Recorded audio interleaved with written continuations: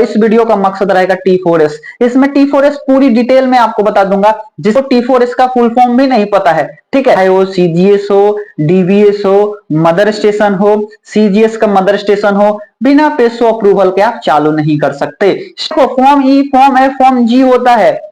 Good morning and welcome back to my channel my dear friends. आज ये video पूरी CGD के लिए काफी महत्वपूर्ण होने वाली है, बेहद ही खास वीडियोज है। और इसलिए खास है क्योंकि आप जानते तो सब हैं लेकिन पता कुछ नहीं है आपको।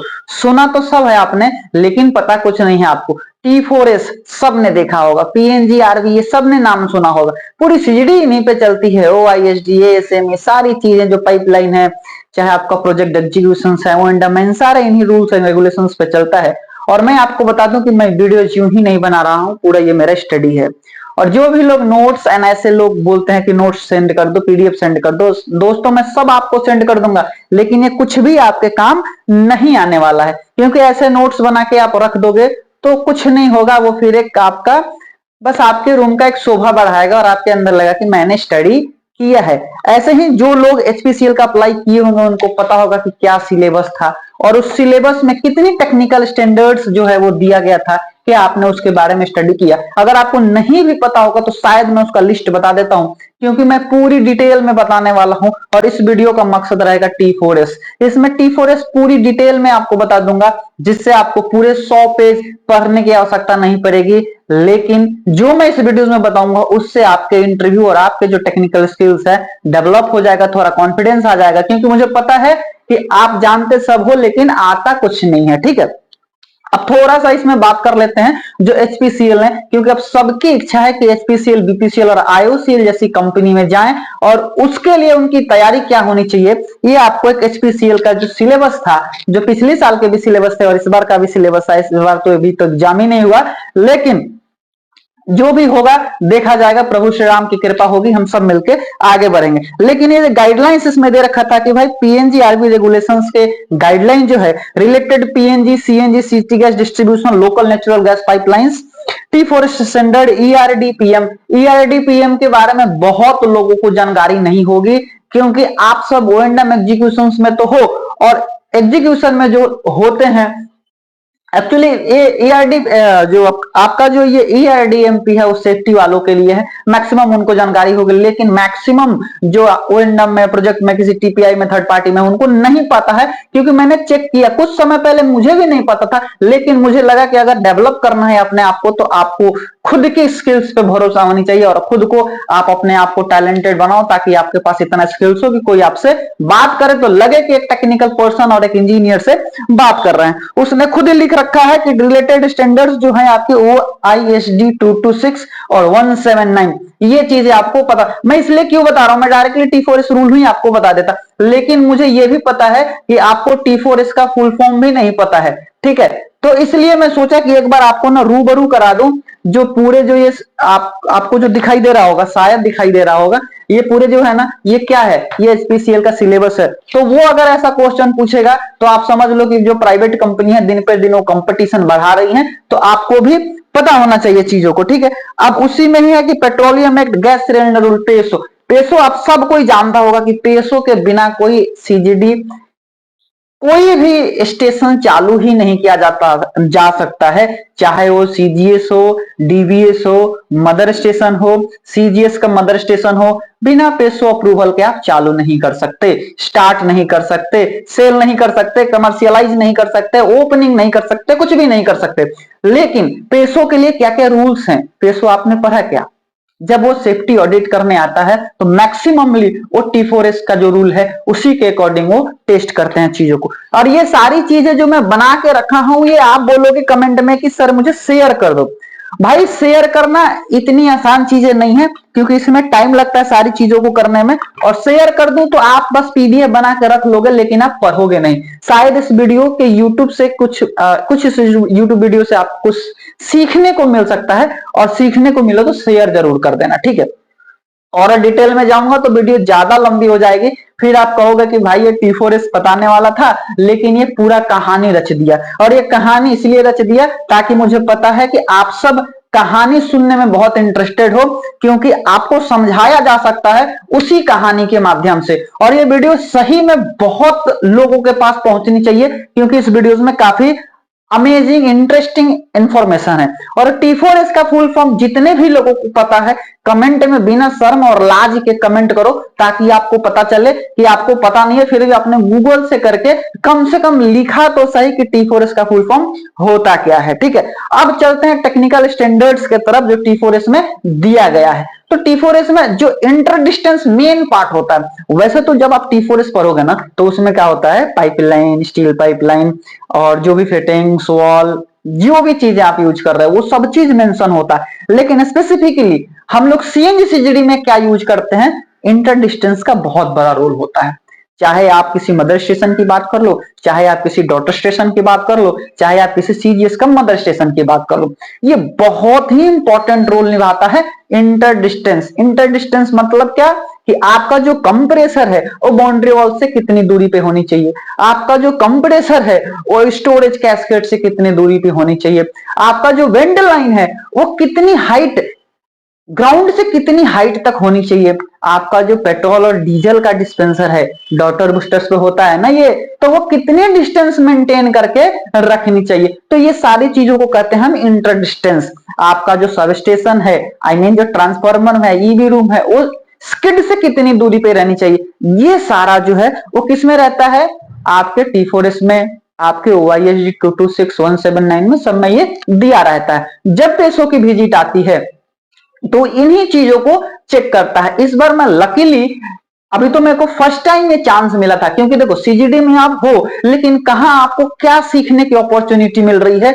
कहां आप सेल के ऊपर नहीं जा पा रहे हो, और कहां आपको हर चीज करने का मौका मिल रहा है, ये बहुत ही बेहद खास और इंपॉर्टेंट होने वाला है आपके रोल के लिए। मुझे पता है कि आगे बढ़ने के लिए समय लगेगा, लेकिन आगे बढ़ने से कोई रोक नहीं सकता है, और जिस पे प्रभु श्री राम की कृपा हो उसको आगे बढ़ने से बाधाएं आएंगी, लेकिन वो कट जाएगी। राम का नाम लो। मैं आप सबसे कहूंगा, किसी भी व्यक्ति के भरोसा मत करो, भरोसा करना ही है तो एक प्रभु पे करो, चाहे जो भी आप जिस धर्म को और जिस प्रभु को भी मानता हो, क्योंकि मुझे तो पता है कि जाकी रही भावना जैसी, प्रभु मूरत तिन देखी तैसी।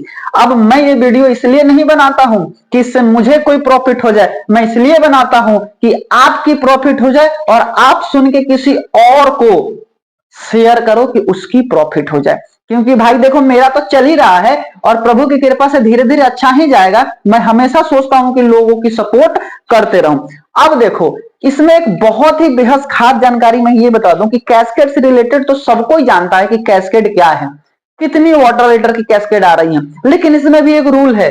इंटर डिस्टेंस में बता रहा हूं, चिंता मत करो। लेकिन जब हम कैस्केड की वाटर लीटर देखते हैं ना, कि भाई 3000 वाटर लीटर की कैस्केड आ रही है, 4500 की वाटर लीटर की कैस्केड आ रही है, 10,000 वाटर लीटर की कैस्केड आ रही है, तो उसमें से कौन सा स्टोरेज हो जाएगा, किसको एलसीबी कहते हैं और किसको एससीबी कहते हैं, ये सारी चीजें लिखा हुआ है T4S में।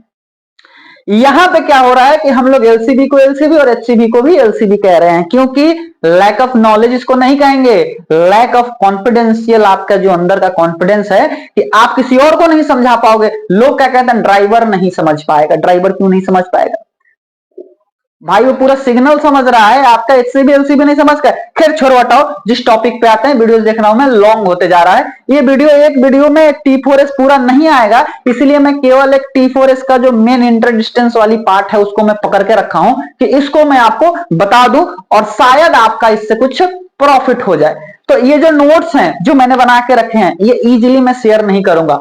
क्यों मैं क्लियरली बता रहा हूं, मेरे से कई ऐसे दोस्त हैं जो खुद मुझे फोन करेंगे कि भाई मुझे तुमने ये बताया और मुझे भेजो।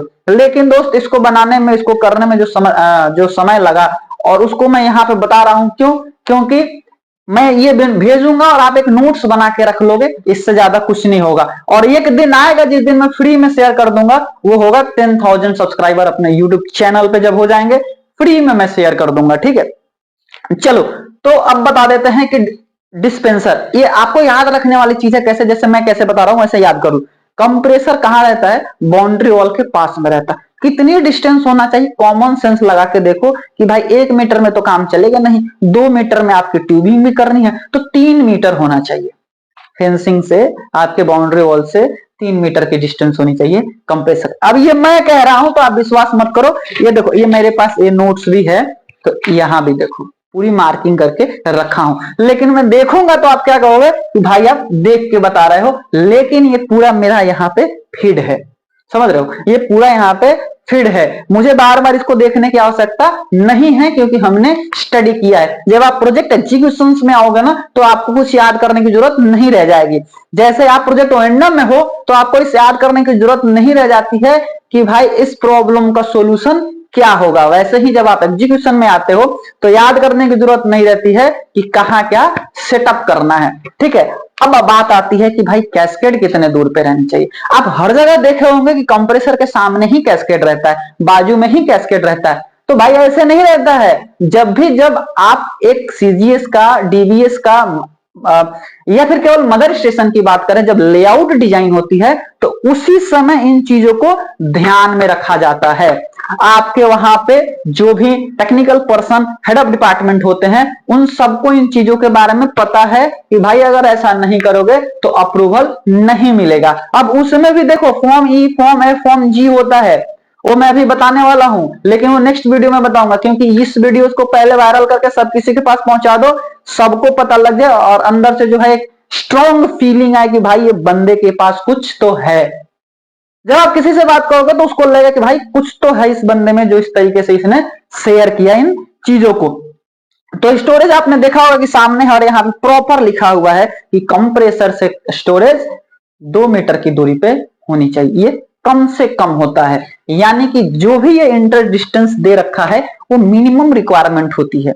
उससे आप ज्यादा कर लो कोई दिक्कत नहीं है, कम नहीं होनी चाहिए। ज्यादा कैसे करोगे, आपका जो लेआउट है, आपका जो लेआउट है उसके अकॉर्डिंगली आपको रखना होता है चीजों को। ज्यादा डिस्टेंस तो ज्यादा कर लो, कहने का मतलब है कि 4 भाई हो और 8 कमरे बना लिए तो आपके लिए प्रॉफिट होगा, क्योंकि कल को आपके बच्चे भी एडजस्ट हो जाएंगे उसमें, ठीक है। और 4 भाई हो, 4 ही कमरा बनाए तो कल को आपको दिक्कत हो जाती है। वैसे ही क्या है, आपने तो ये देख लिया कि सीएनजी कंप्रेसर से डिस्पेंसिंग यूनिट कितनी होनी चाहिए भाई, यानी कि सीएनजी जो कंप्रेसर है, डिस्पेंसिंग यानी डिस्पेंसर जो है वो कितना होना चाहिए, 3 मीटर की डिस्टेंस पे होनी चाहिए। लेकिन जब आ जाती है डीजल और पेट्रोल की बात, लेकिन जब आ जाती है डीजल एंड पेट्रोल की बात, अच्छा एमएस एक वर्ड होता है और एक एचएसडी वर्ड होता है, ये डीजल पेट्रोल के लिए यूज किया जाता है। इसका फुल फॉर्म क्या होता है आप कमेंट में लिखो। पहले तो कह रहा हूं कमेंट करो यार, शर्माने से कुछ नहीं होगा भाई। मैं जब वीडियो बना रहा था तो मेरे दोस्तों कह रहे थे कि भाई तुम ये क्या कर रहे हो बे, वीडियो बना के वायरल होना चाहते हो। अरे मैं वायरल होने के लिए थोड़े कर रहा हूं, इस वीडियोस को मैं इसलिए बनाता हूं ताकि जो चीजें मुझे परेशानी की फेस करना पड़ा, जो लोगों से पूछने पे नहीं बता पाते थे, वो मैं प्रभु श्री राम की कृपा से मेरे अंदर वो एक भावना जागी कि आज मैं किसी से पूछा, लेकिन मेरे भाई को किसी से पूछने की आवश्यकता नहीं है, डायरेक्ट सर्च करेंगे सुरेंद्र कुमार और YouTube पे आ जाएगी वीडियोस और पूरे गाइडलाइंस, पूरे प्रॉब्लम्स के सॉल्यूशंस तो सब कुछ मिल जाएगा। और वो कहां देखेंगे, रूम में बैठ के देख लेंगे। कल आएंगे बताएंगे कि भाई डिस्पेंसर जो होता है कंप्रेसर से 3 मीटर की दूरी पे होता है। ये कॉन्फिडेंस जनरेट करने के लिए आपका भाई यहाँ पे है। मुझे आपका प्यार और सपोर्ट की जरूरत है ताकि मैं पूरी एनर्जी के साथ जैसे आज बना रहा हूं वैसे हमेशा बनाते चलूं और आपका प्यार और सपोर्ट मिलते जाए। जैसे मैंने वेंट के लिए भी कहा था कि वेंट के लिए भी दे रखा है कि जो वेंट होनी चाहिए वो ग्राउंड से 3 मीटर की दूरी पे, आई मीन हाइट पे होनी चाहिए। लेकिन अगर आपका कैस्केड कहीं कहीं क्या हुआ है कि भाई थोड़ा जमीन से डाउन द ग्राउंड है, तो फिर आप वहां से नहीं देखोगे, आप जो समतल है उससे देखोगे कि भाई इतनी डिस्टेंस होनी चाहिए, ठीक है। और रहा डिस्पेंसर की बात, जो एचएसडी की बात है यानी कि डीजल पेट्रोल की बात है, वो आपके कंप्रेसर से 6 मीटर के डिस्टेंस पे होनी चाहिए। याद रहे, मैं फिर से बता दूं कि ये जो डिस्टेंस है, ये जो इंटर डिस्टेंस है, ये केवल मिनिमम रिक्वायरमेंट है। आपको ज्यादा रखने से बहुत ही अच्छा रहेगा, क्योंकि आप जब आप लेआउट प्रिपेयर कर रहे हो, जब आप जमीन परचेज कर रहे हो ना, तो आपके माइंड में होनी चाहिए, क्योंकि आप फ्यूचर डेवलपमेंट कुछ भी कर सकते हो। तो मिनिमम रिक्वायरमेंट इंटर डिस्टेंस मैंने बता दिया, आप नोट डाउन कर लो। और फिर कह रहा हूं कि अगर आपने मेरे से पीडीएफ मांगा तो मैं शेयर करूंगा, लेकिन आज नहीं, 10,000 सब्सक्राइबर का टारगेट है। इतने लोग जब अपने से जुड़ेंगे तो सारी सीजीडी की मटेरियल मेरे पास भरा पड़ा है और मैं उससे स्टडी करता हूं, वो चीजों मैं आपको दे दूंगा। अब इंटरव्यू में जब जितने भी इंजीनियर है मेरे भाई, मैं कह रहा हूं जब आप इंटरव्यू में आगे बढ़ते जाओगे ना, तो आपसे लीकेज के बारे में नहीं पूछा जाएगा, रूल्स रेगुलेशंस क्या क्या डॉक्यूमेंट्स रिक्वायर्ड होते हैं यही सारी चीजें पूछा जाएगा। तो इसलिए मैंने सोचा कि आज T4S के रूल के बारे में, जो इंटर डिस्टेंस रूल है उसके बारे में आपको बता दूं। धीरे धीरे ऐसे ही टेक्निकल वीडियोस के आगे मैं बढ़ते जाऊंगा, क्योंकि अब हम लोग 5000 सब्सक्राइबर पूरे करने वाले हैं। अब वो समय आ चुका है कि अब आपको केवल टेक्निकल के बारे में ही बताया जाए। अब नेक्स्ट पार्ट भी आएगी जिसमें मैं बताऊंगा आपको कि फायर एक्सटिंग्विशर कहां, कितना केजी का और कैसे रखा जाता है। मिलते हैं फिर से एक वीडियोज में इसी एनर्जी और इसी पॉजिटिव एटीट्यूड के साथ कि मैं आपको आगे बढ़ने के लिए थोड़ा सा, ज्यादा नहीं तो थोड़ा सा सपोर्ट कर पाऊं।